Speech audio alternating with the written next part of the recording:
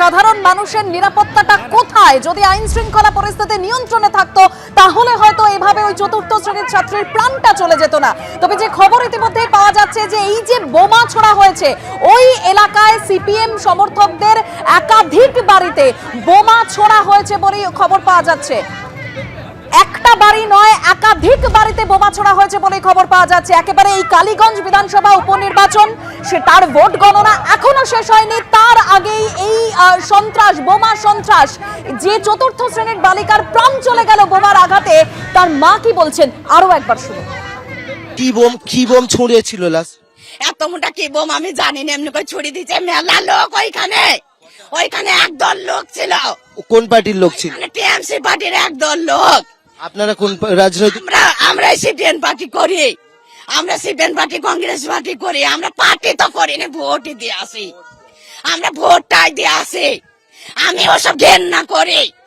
কি উদ্দেশ্য প্রণোদিত ভাবে করলো নাকি এমনি? আমি করি বাড়িতে এসে মেরে গিয়েছে, মানে কোনো এমনি শুনি, অনেক সময় শুনি যে ওই ফারাজি দেখে মারবি, ফারাজি দেখে মারবি, কোনো শ্বশুরা ফারাজি।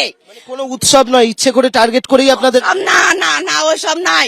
মেয়ে বলছে মা তাইলে ভোটে যেয়েছি, তুমি মিছিল বেরোবে? বলছে হ্যাঁ বেরোবে। তাইলে আমি দেখতে যাবো। বলছি যদি ফটকা ফাটাবে তোমার সাহস থাকলে যাবা, আমি মেয়ে মানুষ তো আমি পথে যাই নে। তা ওরা আব্বুকে বললো, আব্বু এ দেখো কি বাবা পটকা ফাটাইছি। বলছে মা ওই দুপাড়ায় বিয়ে হয়েছে মা, মেয়ে ভয় করে। মেয়ে কি আপনার সঙ্গে ছিল তখন? আমার সঙ্গে সারা দিন সব সময় 24। ঘটনার সময় কোথায় ছিল মেয়ে? আমার হাত ধরে আছে এইখানে, গা ধুইতে যাচ্ছে আমরা। আর বোমটা এসে আপনার সামনে? ওইখানে আমার সামনে পড়ে না, আমার পিছনে, আমার এইখানে এমনি করে মেয়ে হাত ধরে আছে, আমি এমনি দিয়ে যাচ্ছি। ঘাড়ে এসে পড়েছে? ঘাড়ে এসে পড়েছে এইখানে এইগুলো সব না। কারা, মানে কারা করেছে? তৃণমূল করেছে। এই ওই ঘাটের ওই পারে ওদেরকে আমি চিনি, নাম জানিনি ওদের, আর ওদেরকে আমি সবাইকে চিনি, নাম জানি সবার। কি চাইছেন? পুলিশ এসেছিল, মমতা বন্দ্যোপাধ্যায় টুইট করেছেন যাতে মমতা বন্দ্যোপাধ্যায় কি করবে? আমি চাই অমনি করে আমার ছেলেকে যেমন করে মেরেছে, অমনি করে ওদেরকে এমনি করে মেরে পুড়ি দেখ আমার সামনে। আমার ঠান্ডা হবে না, আমি ছেলে পাবো না, আমি তবু আমি চাই ওইটা। বুঝতে পারছো? শোকার্ত মা। শোকার্ত মা নাই, আপনি বলেন। আমার 40 বছর হয়ে গেল বিয়ে হওয়া, আমার 5টা 6টা ছেলে মরে গেছে, ওই একটাই ছেলে আমার বেঁচে আছে। আপনারা গায়ের লোক হলে বুঝতে পারতেন। ওই শয়তানরাও জানে যে সেই হোসেনের একটাই বিটি কতদিন পরে যে বোমটা মেরেছে সেও জানে। আমরা সবাই বিধানসভা উপনির্বাচনের গণনা কেন্দ্রে ছিলাম।